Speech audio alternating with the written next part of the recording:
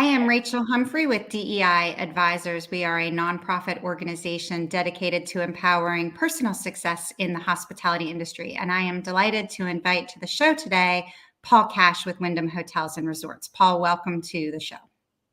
Welcome. Thank you very much, Rachel, for having us today. Looking forward to the conversation.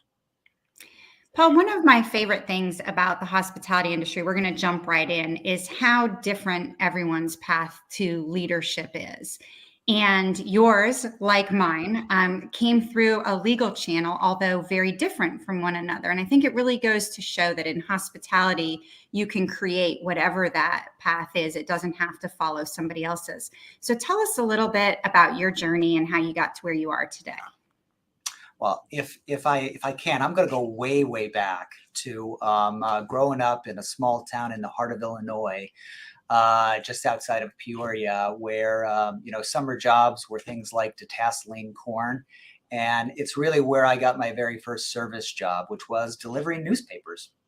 At 5 o'clock in the morning, crack of dawn in the freezing Illinois winters. And I would go house to house, and every single customer wanted their newspaper delivered just a little bit differently. And I even had a few homeowners who said, "I want you to ring the doorbell because you are my wake up call." And I remember thinking, holy cow, this is a service business. I need to listen to these customers if I'm going to keep my newspaper business going. And so that's where sort of, thinking about the customer mindset began for me. But my first hospitality gig was flipping burgers at a Wendy's restaurant throughout high school. I worked the fries, flipped burgers, and then did the drive-through, and importantly, cleaned the bathrooms at 1 o'clock in the morning on the late shift, which is a special thing. But I loved it all. I learned so much. I learned what hard work looks like, and I learned the importance of serving others. And it was such an incredible experience. But it was really the love for the law and my path to the law that led me down the road to hotels. And believe it or not, that began when I was a little kid with a stutter. I had a bad stutter and a speech impediment when I was young. And my parents put me in therapy and did all the normal things.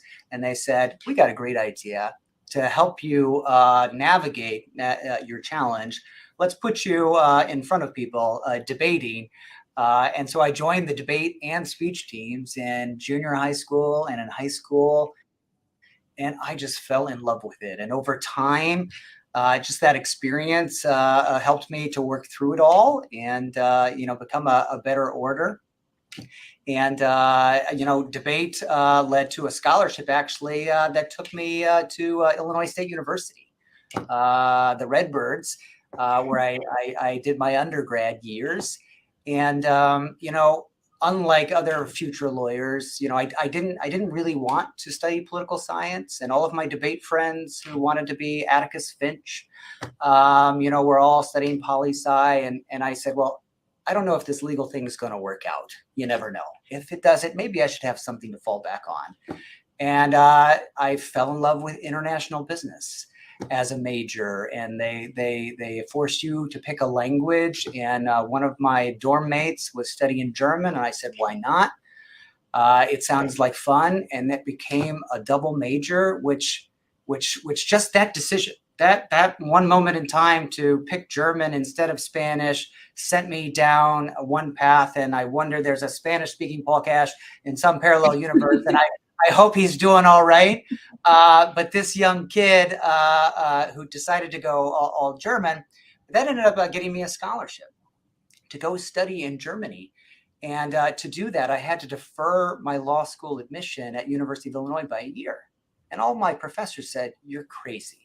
Number one, the law school may say no, but don't do this. What are you going to learn over there?" I couldn't believe it. And I just threw caution to the wind, got lucky. The U of I said, sure, defer by a year, go have your adventure. And I spent a year, 1991 to 1992, living in Reutlingen, Germany at the Fachhochschule, where I studied business, and I just loved it. And Rachel, I just can't tell you how formative that year was for a young Paul Cash who didn't have all this gray hair. I was living in a dorm with my mate Tom from the Ivory Coast, my roommate Anthony from France, Germans, Britons. It was incredible to just, soak up different perspectives. And I remember like it was yesterday in, I think it was April-ish of 1992, sitting around the TV with all of my dorm mates, watching the news coverage of the riots in Los Angeles, the Rodney King so-called riots. And it was really the first time in my life that I saw the United States from the outside, and was finding myself in conversations with my dorm mates about race relations in America, and that I had really not, ever really dealt with as a human being. And that helped me grow so much. And I came back to the U.S. A much better person. Went to law school, did another internship in Germany, where, of course, Rachel, I met my Colombian American wife, Frankfurt, Germany, and we ended up falling in love, getting married, and spent the first 2 years of our marriage at I was working at a large law firm in Germany. She was doing the investment bank thing. And it was an incredible journey, but we ended up in 1997 saying, it's time to come home. It's time to come back.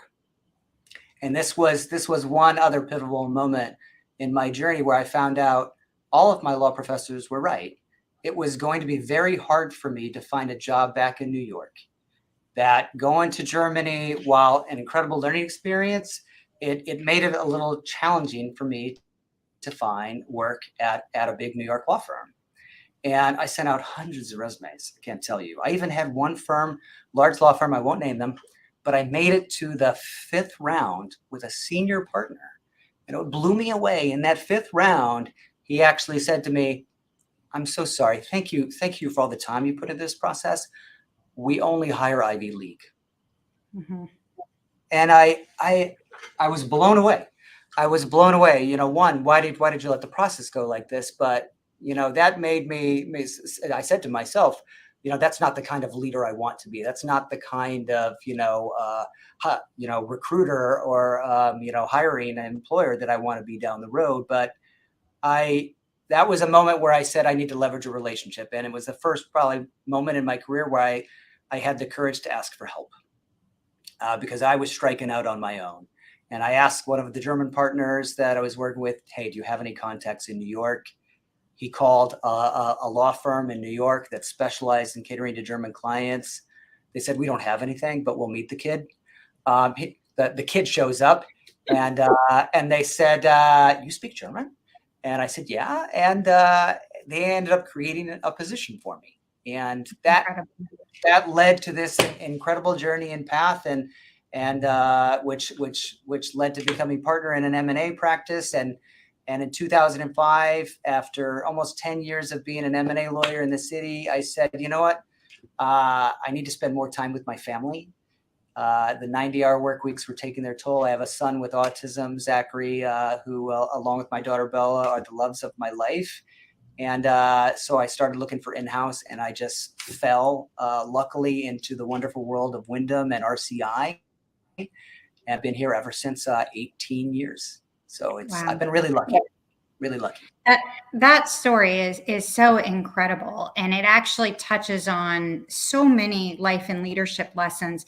I want to actually start with the opportunity you had to go to Germany, and then both for schooling and then to work there.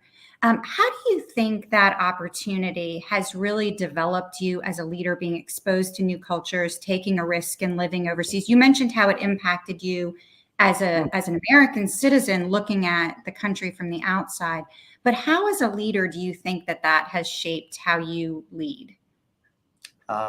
Gosh, great question. In so many ways. I mean, my worldview, growing up in a small town, had been very, very focused. It is limited. I mean, we are all a product of our life's experience. And I think our leadership style, if we are true to our authentic selves, is a product of that life's experience as well. And had I not gone and lived abroad in Germany, I think I would have become a very different leader. But the leader I aspire to be today, channeling that experience, is one that really embraces diversity, inclusivity, and equity.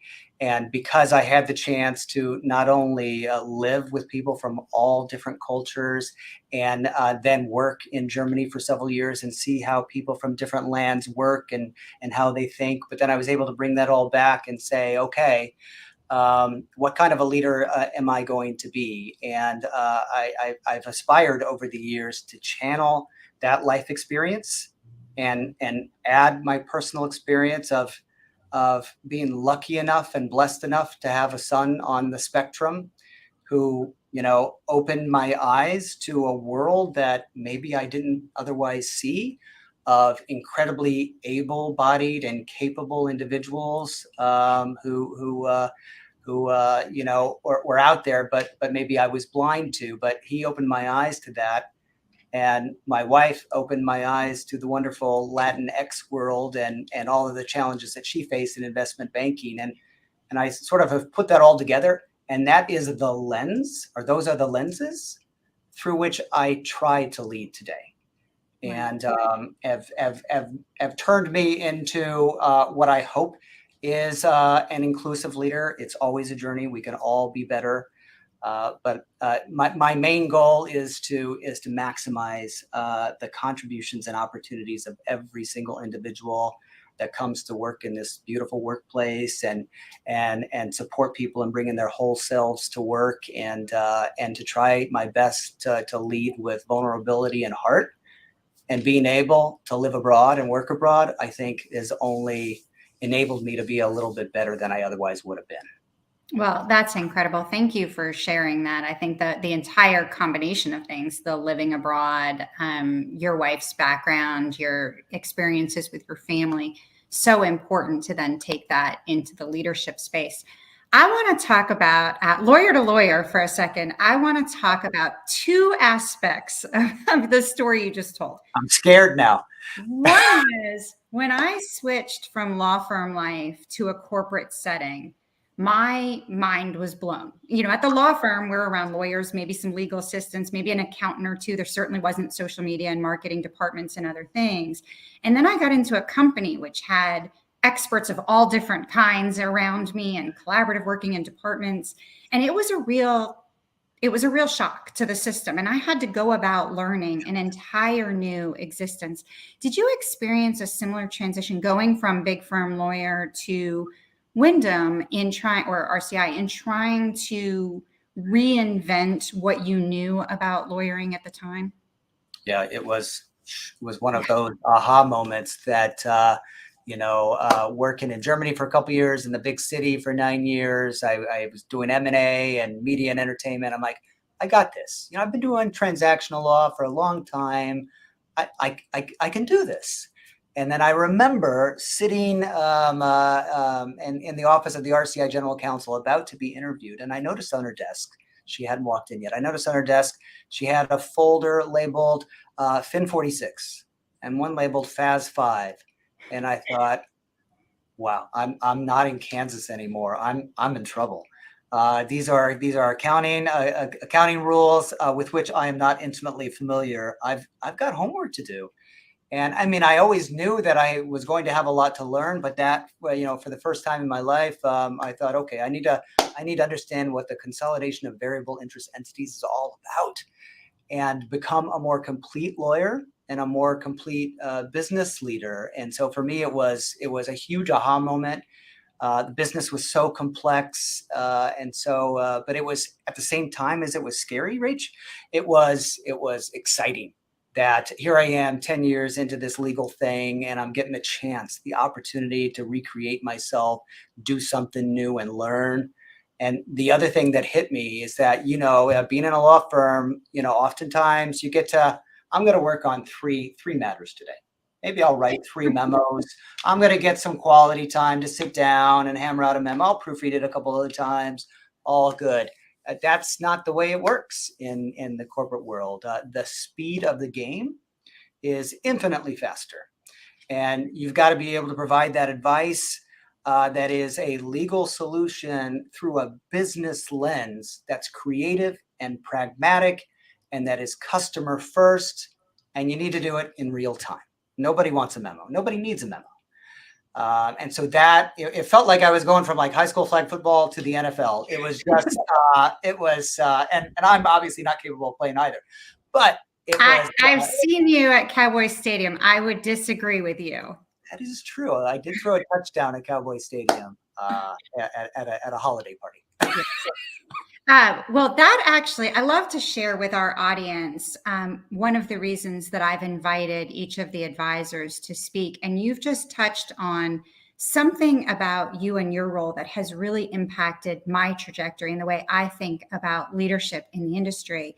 You were really the first lawyer that I encountered in hospitality that wasn't just transitioning from law firm to corporate world, but was a valued member of your executive leadership team. And I could see that a GC or an attorney could be part of a business team making business decisions in a way that was very different from maybe risk protection or other things. And you were at hospitality conferences, not just legal conferences. You were at events and other things, building a network of industry executive leaders outside of the legal space. And I have really never seen that before at that point. I think pandemic has brought that about a little bit more, maybe where legal departments were valued for the first time in a different way by business leaders. And I think that that maybe has continued some from it. But I really appreciated how you positioned yourself and your team really embraced you as a business executive, despite or in addition to the legal hat. That was very impactful for me as a new attorney to the industry. So wow, I appreciate that so much. That's very, very kind. Hopefully a little deserving, but I don't know. But I'm really, really lucky, Rachel, that I work with an incredibly talented and tenured team of really, really smart lawyers who happen to be really good business people.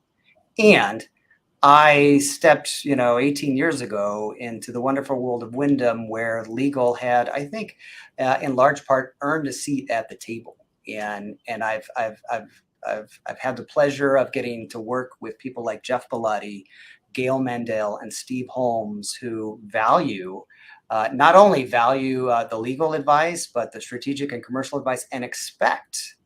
So not only, do they appreciate it, but it's expected that you're going to view legal problems through that business lens and be pragmatic and get our great franchisees and, to yes, get our internal clients to yes. So I stepped into a really good situation and I'm blessed to work with incredible leaders who appreciate that side.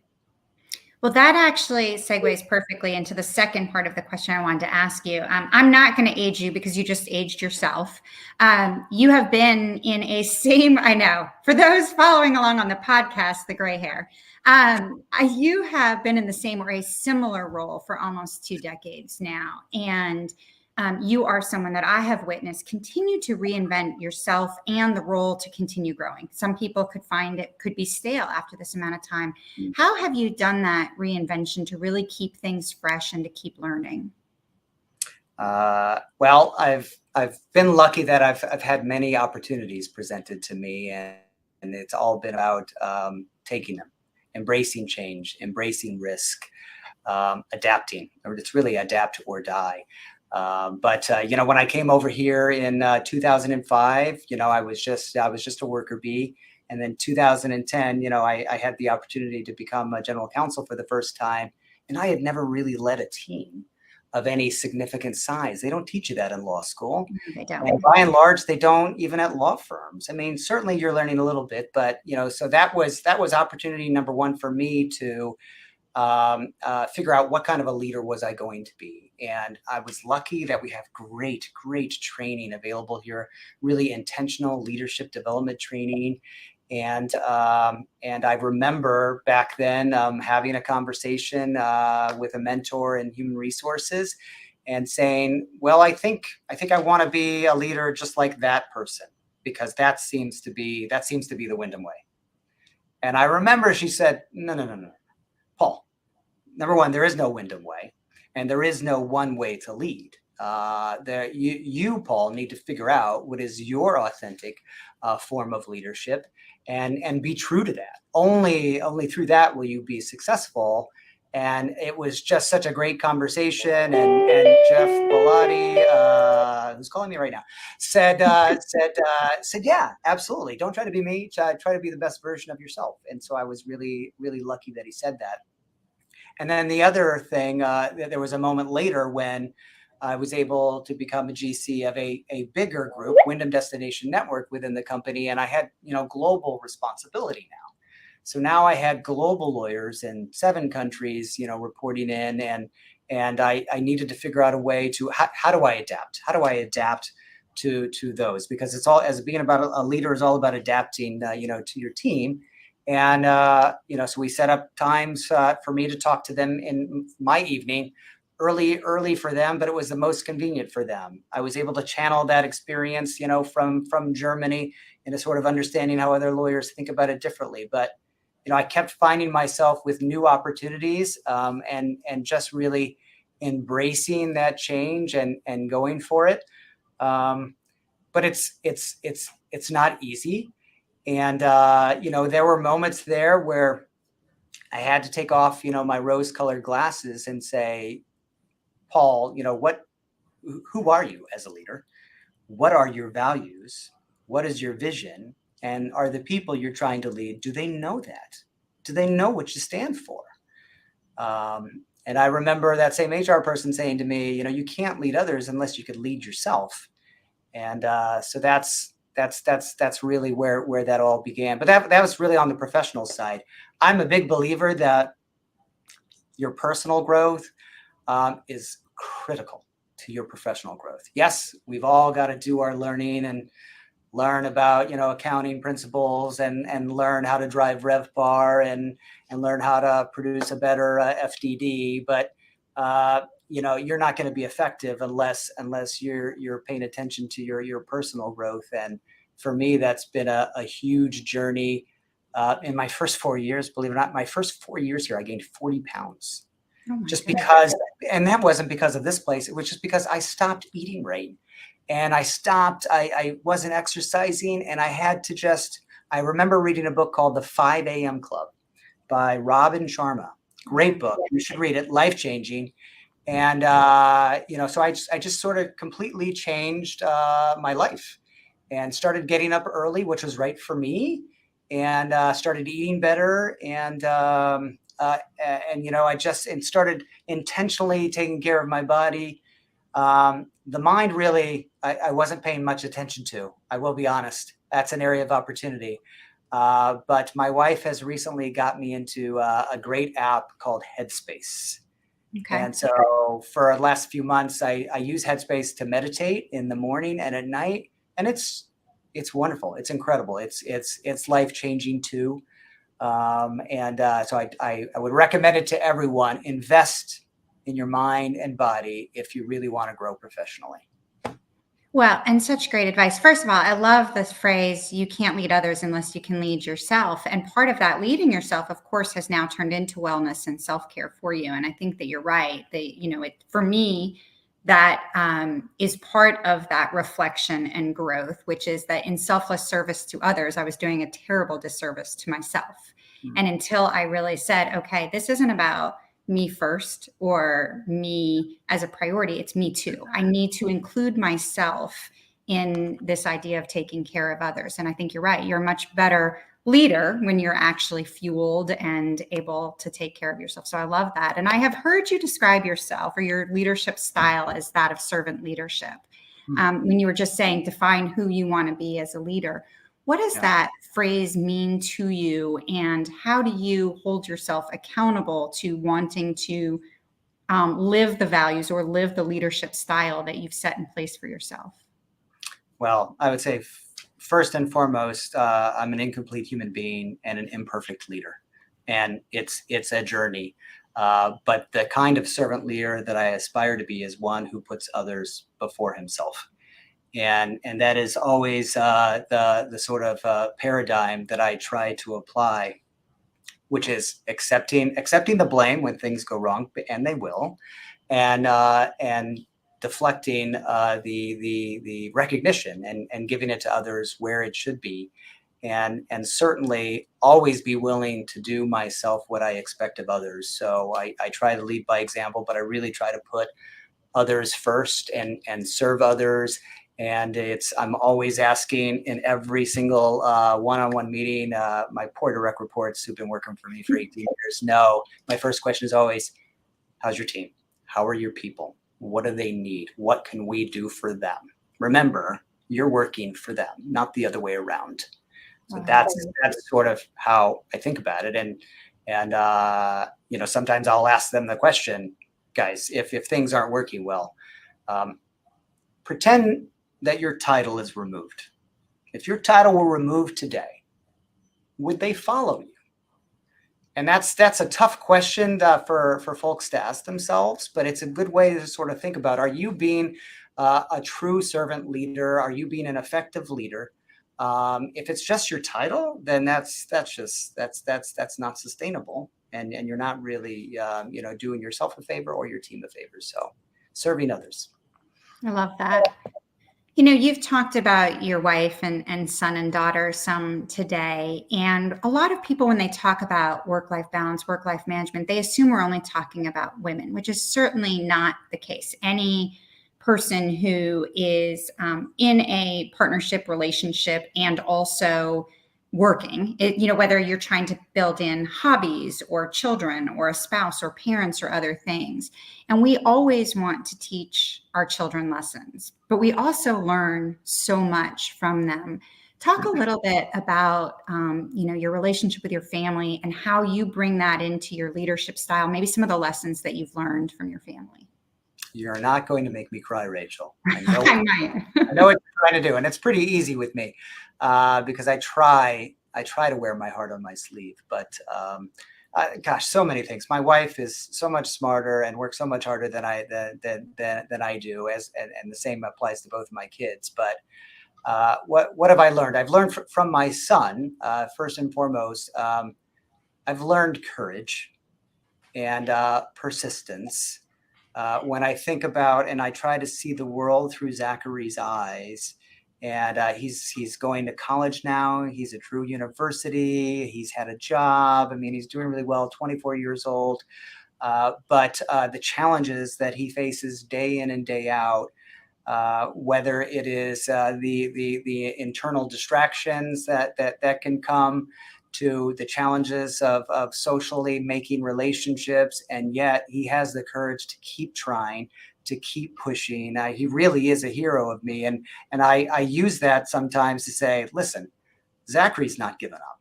You can't give up, Paul, on whatever the challenge of the day is, and you got to keep pushing. You got to keep driving. You've got to have the courage to face your fears and to just keep pushing. And so I channel his courage a lot when I'm faced with a courageous leadership decision, and I have to remind myself, okay, you can do this. Well, that's incredibly special. Thank you for sharing that very much. It's incredible, the lessons that we all learn, and yours have certainly impacted your style of leadership. I told you earlier, I could talk with you all day, and we are going to run out of time as I expected. But looking back on 21-year-old Paul, whether it was between college and law school or making the decision to go abroad, I love the question of what advice would we give to our younger self, because I do believe that reflection is really important, and so is our personal growth process. So looking back now, what do you tell 21-year-old Paul that maybe you didn't know at the time that you have realized as your career and your family have gone in the direction they've gone? Paul, number one, you have to stop going to bed at 1 a.m. You've got to get up. You've got to seize the day. You've got to start eating right. You've got to start exercising. It starts now. All of those good habits start now. You got to start taking care of yourself. And you really need to start investing in relationships. That's personally, professionally, build that network then, which I wish I had the foresight to really start building it then. But you've got to intentionally carve out time in our crazy days to invest with your family, your friends, your coworkers, because happiness is all driven by our relationships at the end of the day. And so that's one area of opportunity for me. So Paul, get in the gym, get up early, carve out time for the people that matter most to you. I love that. Keeping in mind the motto of DEI advisors to empower personal success, what is one final tidbit you would leave our audience with as to ways perhaps they can, if they are either looking to take their career to the next level, feel stuck in something about empowering themselves to be whatever it is that they want to be? I'll leave you with a couple very, very quickly. Number one is embrace the opportunities that you have in your workplace, like with your employee resource groups. I'm proud to work with Spectrum, our employee resource group that is that really was the genesis of our Bold by Wyndham program that is now developed a pipeline of nearly 20 Black-owned hotels across America. That all came out of an ERG. ERGs are great places to develop your leadership skills and to make a difference. Take advantage of those opportunities. But more broadly than that, I would say take a step back and try to write your retirement letter. Some may call it a work obituary. I think that's too grim. Write your retirement letter. And the reason I say do that now is because you may not be on the path that you want to be. What do you want to write about yourself? What do you want others to write about your career when all is said and done? And how do you want to be remembered? What do you want your legacy to be? To actually sit down and type that out and then share it with somebody that'll hold you accountable, I think can be a really powerful tool. Well, I appreciate that. And I will tell you that Bold and Women Own the Room certainly are leading the industry now in making sure that we are a more diverse industry at all levels, which of course includes ownership and other aspects. So hats off to you and the Wyndham team who have really put a lot of action behind words, put resources behind words, and are really seeing impactful change in each of those programs. And I want to take just a second to thank you on behalf of the hospitality industry, but again, my personal journey and my personal career. You have been a leader that has really inspired me and really impacted me. And I really appreciate your taking some time to share with the DEI Advisors audience today a little bit more about you and your path. Thank you so much, Rachel, and congratulations to you and everyone at DEI Advisors. Love what you're doing. You're making a difference. You're starting and igniting a dialogue that needs to happen. Thanks, Paul. And for our audience, thank you so much for tuning in. And if you've liked what you've heard today, we hope you'll head on over to DEIadvisors.org and hear from more than 70 industry leaders who have also shared their path to leadership and their insights. You can also find our interviews streamed on your favorite podcast streaming service. But Paul, thank you so much again and have a good day. You too. Thanks, Rachel.